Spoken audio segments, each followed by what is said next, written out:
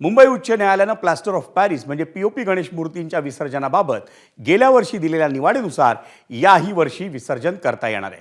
त्यामुळे 1 ते 6 फूट उंचीच्या गणेश मूर्तींचं विसर्जन हे कृत्रिम तलावात आणि त्यापेक्षा मोठ्या गणेश मूर्तींचं म्हणजे सार्वजनिक गणेश मूर्तींचं विसर्जन हे नैसर्गिक जलस्रोतात करण्यास उच्च न्यायालयाची आज मंजुरी मिळाली आणि त्या पार्श्वभूमीवर गणेश भक्त, मूर्तिकार आणि सार्वजनिक गणेशोत्सव मंडळांना मोठा दिलासा मिळाला आहे।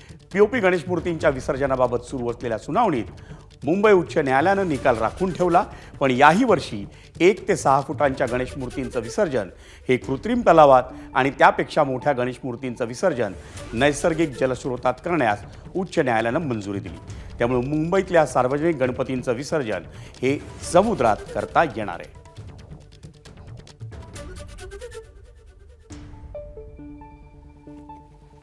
न्यायालयाने आज निर्णय असा दिला की गेल्या वर्षी 14 ऑगस्ट 2025 रोजी तो निर्णय घेण्यात आला होता की 1 फुटापासून ते 6 फुटापर्यंतच्या ज्या मूर्त्या आहेत त्या कृत्रिम तलावात विसर्जन करावं आणि त्याच्या वरच्या ज्या मूर्त्या आहेत म्हणजे 7 फुटापासून मोठ्या ह्या मूर्त्या नैसर्गिक स्रोतामध्ये विसर्जन करण्यात यावं। त्याच निर्णयाप्रमाणे यावर्षीही गणेश उत्सव साजरा करण्यासाठी न्यायालयाने आपल्या गणेश मूर्तिकार असून दे, सार्वजनिक गणेश उत्सव मंडळ असून यांच्या पाठीशी उभे राहिलं।